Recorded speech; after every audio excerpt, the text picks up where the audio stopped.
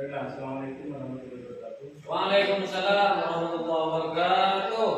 Bapak Ibu saya hormati, marilah kita sejenak mengadakan pembahasan tentang pembelajaran mendalam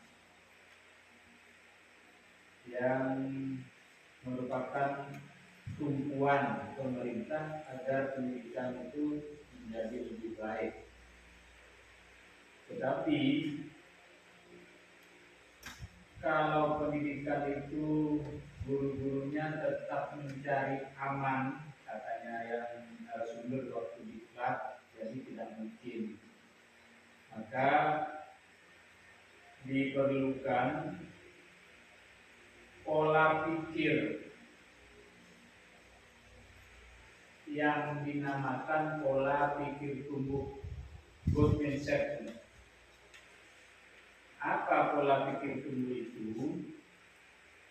Pola pikir yang senantiasa sifatnya ingin berkembang, ingin maju, itu namanya pola pikir bertumbuh. Bukan tetap saja, yang penting saya ngajar, itu bukan seperti itu.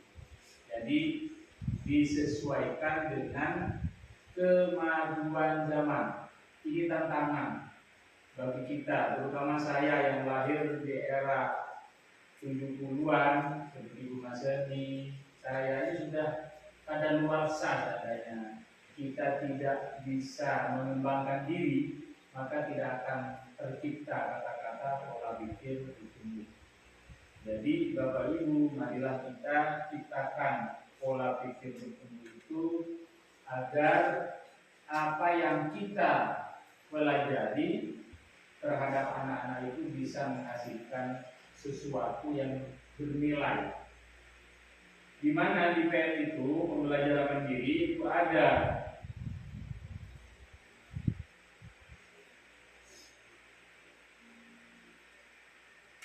tata cara.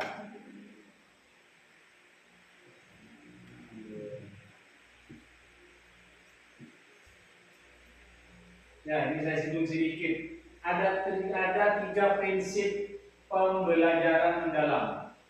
Yang pertama, berkesadaran. Insya Allah Bapak Ibu tahu yang namanya sadar. Kalau istilah yang sebenarnya sadar itu istilahnya tanpa paksaan.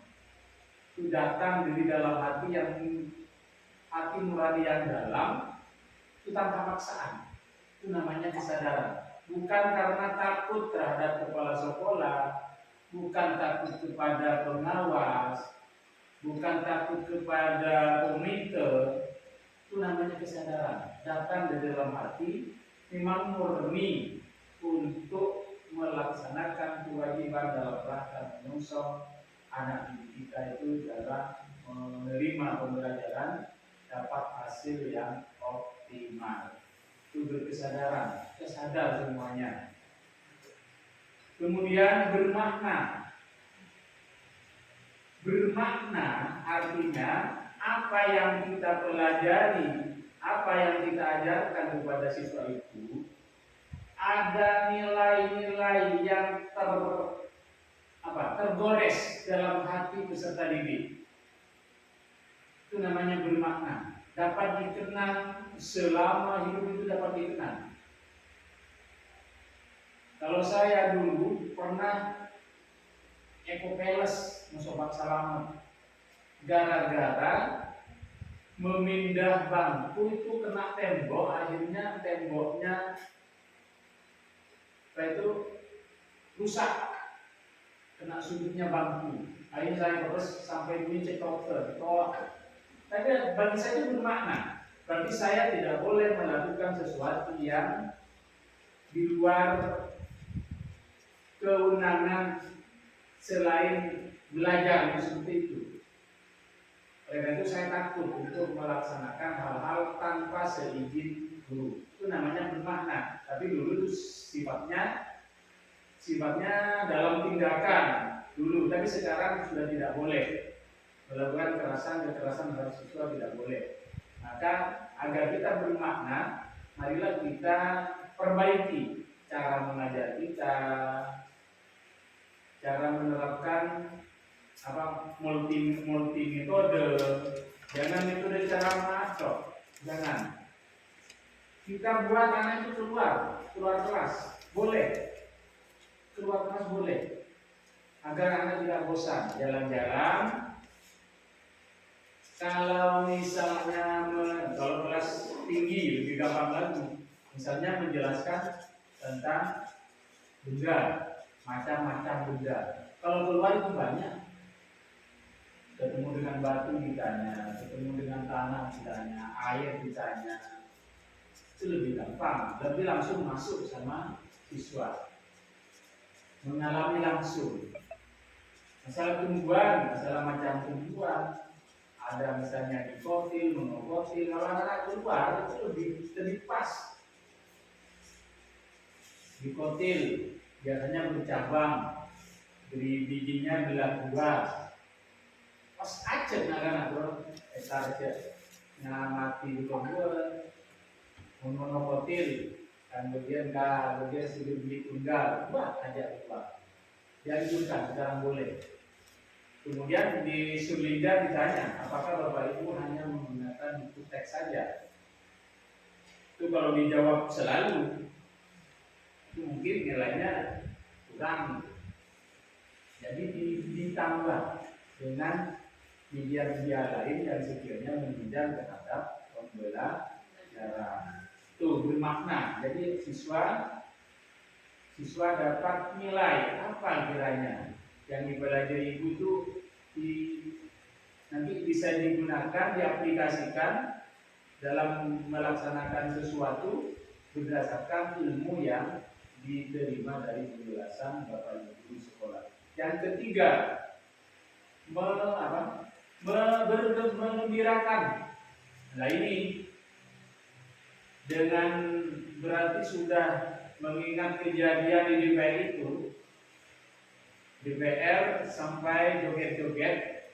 Ternyata setelah saya tarik kesimpulan juga di sekolah, bahkan di waktu penataran, waktu diklat kita selalu dibuat ice breaking, gimana joget-joget. Ternyata dengan kejadian di DPR mungkin lebih baik kita kurangi atau hindari, meskipun kita itu merasa bahagia sejenak, tetapi gunakan mengembirakan itu membuat suasana di dalam kelas itu gembira. Gembira artinya siswa tidak takut, siswa senang belajar, siswa tertarik terhadap apa yang dipelajari, yang diajarkan. Itu namanya mengembirakan. Bukan yang joget-joget. Kalau tepuk masalah ya, tepuk tangan nggak masalah, sampai joget-joget, nyanyi melampaui batas. Kalau seperti yang juga itu sampai seperti itu. Jadi kurangi. Maksudnya mengembirakan siswa merasa tertarik, merasa lupa untuk istirahat, sehingga kalau sampai siswanya masih tanya itu istirahat semua, berarti siswanya masih belum merasa. Pak istirahat ya Pak, berarti siswanya masih belum merasa. Siswa yang gembira berarti lupa waktu istirahat. Bahkan mau pulang pun akhirnya tidak mau pulang. Itu namanya menggembirakan. Tapi kalau siswanya ditinggal, masuk baca hilang, ya sudah. Berarti prinsip pembelajaran untuk mendalam itu tidak berjalan. Kemudian ini ada kaitannya tentang dari ketiga prinsip itu ada tiga pengalaman belajar. Bagaimana yang dengan namanya pengalaman belajar? Yang satu memahami, mengaplikasikan, merefleksi. Memahami, siswa paham. Yang kedua mengaplikasikan, siswa bisa melaksanakan, mengerjakan. Kemudian merefleksi, siswa dapat ingat kembali. Jadi kalau ada soal itu bisa menjawab, itu namanya merefleksikan. Kemudian 4, Kerangka pembelajaran mendalam. Ini tugas Bapak Ibu guru. Kerangka pembelajaran. Ini yang perlu diperhatikan. Yang pertama, ada praktik pedagogik. Ini masalah yang berhubungan dengan keilmuan, ilmu pendidikannya. Bagaimana cara mengatasi anak yang ini, itu perlu pendidikan, memahami pedagogiknya, ilmu kependidikannya. Bagaimana untuk menangani anak yang sulit berbicara, sulit bergaul, itu perlu dikaji, Bapak Ibu, perlu dikaji, dipelajari. Jangan menyerah, dipelajari. Yang kedua, lingkungan belajar. Lingkungan belajar ini bisa di luar, bisa dalam kelas. Perlu yang menarik. Kalau di dalam kelas, penataan bangku, sarana dan prasana itu perlu dipikirkan. Penataan bangku, kalau dulu kita kan hanya siswa fokus sama guru, tidak fokus sama teman yang lain. Tapi sekarang yang berubah, sudah semuanya bisa berkolaborasi antara siswa yang satu dengan siswa yang lain. Hindari hanya satu arah. Buat peta-peta berkelompok. Yang penting nanti bisa guru itu mengawasi secara penuh.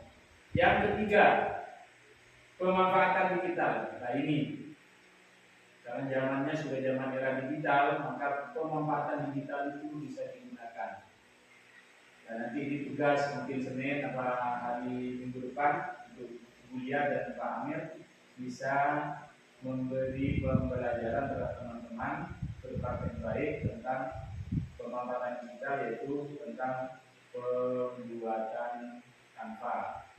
Yang keempat, kemitraan pembelajaran. Kemitraan pembelajaran ini berarti kita butuh teman. Berarti kita itu masih butuh bimbingan, bantuan dari teman sejawat dan semacamnya. Teman sejawat. Kemudian kerjasama dengan masyarakat, seperti contoh lagi puskesmas, kemudian pengusaha, seperti di SDM misalnya. Sekarang air tidak mengalami kesulitan, air gampang, sudah mudah didapat berkat kerjasama dengan seseorang yang punya bor. Itu merupakan kerjasama atau kemitraan dengan masyarakat sekitar. Misalnya di sini ada nanti siswa kita yang berhasil menjadi dokter, misalnya menjadi, bisa diundang ke sini untuk memberikan bantuan. Mungkin itu dari saya tentang gambaran pembelajaran mendalam. Mungkin ada pertanyaan, disilakan sebelum ditutup. Ya, coba. Ya. Untuk seputar tiga prinsip yang sudah dibahas tadi, ini ada di awal ada tiga prinsip yang perlu diterapkan dalam pembelajaran. Yang pertama berkesadaran, yang itu kita harus sadar diri apa yang akan kita lakukan. Yang kedua bermakna. Tadi ditentukan ketika masa lampau, ketika Pak Haji dijewer dan jalannya sama pengalaman. Jadi sekarang saya untuk memberikan pelajaran yang bermakna kepada anak-anak yang bisa menyesuaikan dan bisa dikenal, bahkan bisa dijadikan sebuah memori yang tidak pernah terlepas dari anak-anak. Tapi kejadian itu bermakna apa misalnya? Barangkali teman-teman atau tadi bisa memberikan contoh. Ya, terima kasih Bapak Syukuri. Bermakna yang sekarang itu maksudnya pembelajaran yang disampaikan, yang diberikan oleh Bapak Ibu itu tetap dikenang selama-lamanya oleh siswa, mengerti apa yang diajarkan itu sampai anak itu bisa mengaplikasikan, bisa mengerjakan, bisa melakukan sesuatu namanya bermakna. Jadi punya nilai. Misalnya Pak Saiful memberi pelajaran BTK tentang tata cara baca Al-Quran. Karena anak-anak belum tahu. Nanti Pak Saiful beri contoh dengan qiraat yang bagus. Bismillahirrahmanirrahim. Sehingga anak-anak itu yang biasanya baca lurus-lurus Bismillahirrahmanirrahim, akhirnya meniru sikap pembelajaran yang diberi oleh paksa itu untuk meniru. Sampai anak itu bacaannya bagus misalnya, runtut teratur sesuai dengan hukum tajwidnya, itu namanya bermakna. Itu apa yang diberikan itu oleh guru itu memang betul-betul dipahami dan sampai anak itu paham, sampai bisa melaksanakan itu selamanya. Hal itu apalagi sampai pasti pun memberi nilai bagus, bahkan bonus seperti beri PT dan semacamnya dengan prestasi yang dicapai. Mungkin itulah nanti kata-kata bermakna itu ada. Mungkin itu. Jadi untuk menghasilkan kata-kata bermakna itu perlu perubahan dari bapak guru, baik dari cara mengajarnya, sarana dan metode dan multimedianya itu perlu disediakan, itu dapat menunjang nanti akhirnya kita bermakna itu tercapai. Bahkan saya pernah buka di contoh ya, ngajar di kelas 2, membuka seperti ini pakai sudah sampai buka seperti ini saja sudah anak ada antusias. Wah itu gambaran, itu ada bacaan, dibaca itu bacaan bukunya sana, layarnya itu mengembirakan. Jadi anak senang kita di kelas itu loh istilahnya.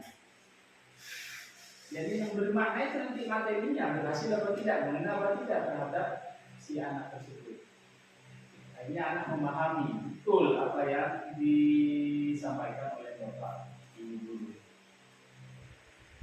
Jadi kalau mendalam ini, pembelajaran mendalam itu sama tetap dengan yang ke-13, hanya bedanya ada 8 profil lulusan. Ada mungkin waktu dulu yang teman-teman yang hari Jumat waktu dulu itu tidak ikut. Yang pertama saya kirim di grup dulu, keimanan kepada Tuhan Yang Maha. Yang kedua kewarganegaraan. Yang ketiga pengenalan kritis. Yang keempat kreativitas. Yang kelima kolaboratif. Yang keenam kemandirian. Yang ketujuh kesehatan. Yang kedelapan komunikasi. Nanti dalam mengajar paling tidak yang 8 itu dipilih salah satu saja, masukkan ke materi pembelajaran. Masukkan dalam keimanannya, kira-kira apa yang mau dimasukkan. Misalnya ada tema pembelajaran ini, kolaboratifnya apa yang dimasukkan, ini kerjasamanya antara siswa dengan siswa. Komunikasinya, apakah siswa bisa berkomunikasi, diajak, membuat pertanyaan, disuruh menjawab pertanyaan. Harus ada nanti di RPP-nya, di modulnya itu ada paling tidak pilih 2 atau 3 profil lulusannya itu masukkan ke RPP atau modul ajarnya. Kemudian kalau yang masalah modul ajar sudah tahu, Pak Amir apa kuliah sudah punya, saya dapat dari Pak Daki, dia menggunakan AI, hanya mengklik itu, mengcopy ke AI lalu disuruh buat, langsung muncul. Tinggal kita masukkan motif ke Word. Kayak ChatGPT ya? ChatGPT, Gemini, bisa. Itu langsung carinya dari itu. Tapi kalau yang memang punya Kemendikbud itu Gemini. Itu yang Kemendikbud. Punyanya Kemendikbud memang. Iya, dengan Gemini. Sudah berbeda Gemini. Itu punya Kemendikbud. Mungkin itu dari saya. Berbeda pertanyaan lain. Tolong direncanakan yang kapan, terutama yang tidak. Saya Yuri, Assalamualaikum warahmatullahi wabarakatuh. Waalaikumsalam warahmatullahi wabarakatuh.